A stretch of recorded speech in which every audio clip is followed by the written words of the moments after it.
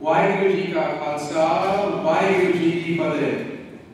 The Singh Sabha Movement was established in 1873 with the aim of achieving a moral, spiritual, and educational reawakening of the Sikh community.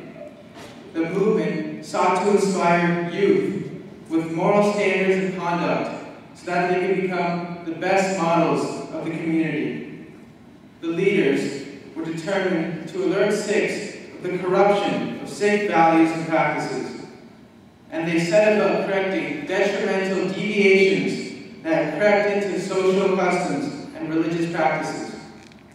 Since the Hindus held such an overwhelming majority as well as an ancient tradition, it became difficult for the Sikhs to overlook Hindu superstitious beliefs and practices.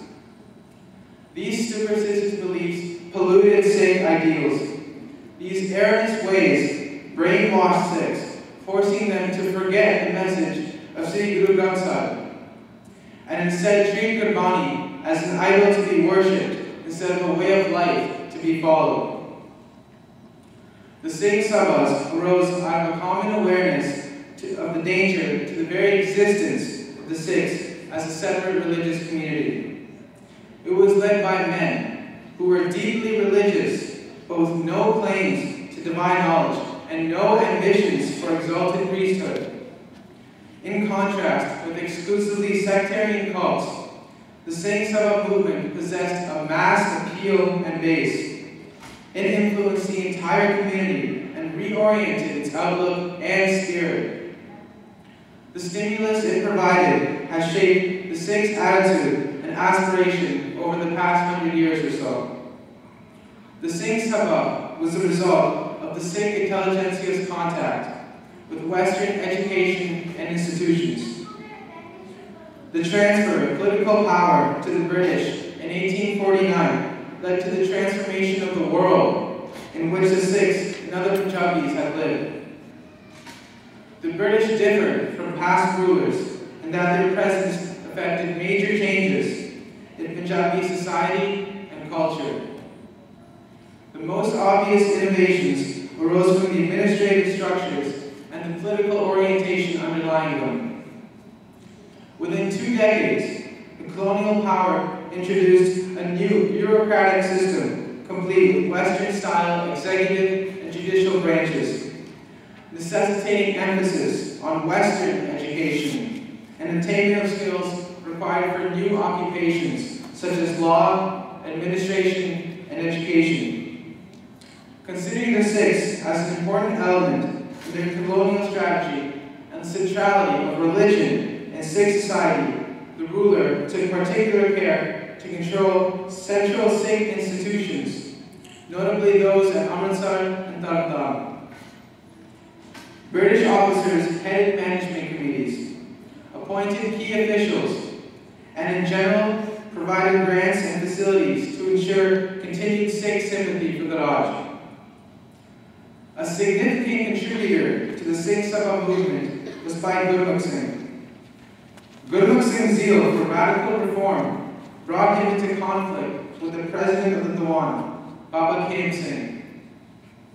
During the Vaisakhi session of the Diwan in April 1884, Baba Khem Singh, being a descendant of Sri Guru Nanak Dev Ji, sat on a special cushioned seat in the presence of Sri Guru Granth Sahib.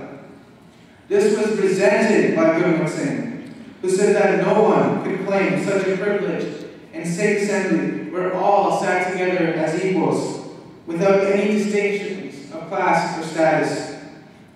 In the same meeting, he opposed a proposal sponsored by the Rawalpindi Singh Sabha, which was under the influence of Baba Khem Singh. The proposal stated that non-initiated Sikhs should be enrolled as members of the Singh Sabha. In May 1885, a book entitled Khurshid Khalsa, published by the brothers Nihal Singh and Sarwar Singh of the Didrovi, followers of Baba Khem Singh. It contains statements judged to be contrary to Sikh tenets. The book also pleaded for the reinstatement of Maharaja Dalip Singh as the ruler of the Punjab and the appointment of Thakur Singh Sandhawalia as its prime minister.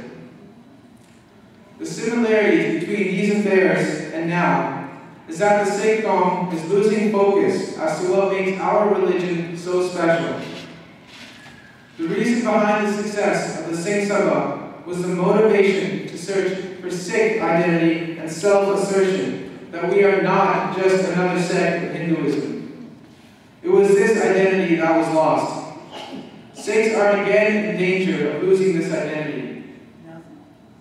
2,500 years ago, the same thing was done to Buddhism, when Buddha was made another reincarnation of Vishnu by Brahmins, thus ending Buddhism in India. Singh Sabha recognized this and started their campaign of awakenings for Guru Khalsa, which was under the direct threat of Christian missionaries, Muslim Maulavis, and Arya Samajis. Khalsa's moral force and dynamic vitality was rediscovered, and the Singh Sabha started to look upon its history and tradition with a clear and self-discerning eye. We must distinguish ourselves from other religions, such as Hinduism or Buddhism. It is when we start to associate ourselves with other religions that the Sikh Union loses its focus. There were four main objectives of the Singh Sabha movement: establishment of schools and colleges, organization and management of Sikh Gurudwaras by the congregation, re-implementation of the Khalsa codes of conduct and lifestyle as taught by the Sikh Gurus, and promotion of political rights of the individual.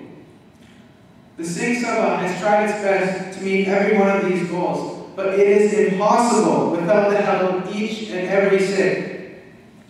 What the Singh Sabha has sacrificed for will all become meaningless if we, as Sikhs, don't follow the right path as set by our Gurus. The results would be even grander if we work together as a unified spirit with our focus set on unearthing our lost ideals. Waheguru Ji Ka Khalsa, Waheguru Ji Ki Fateh.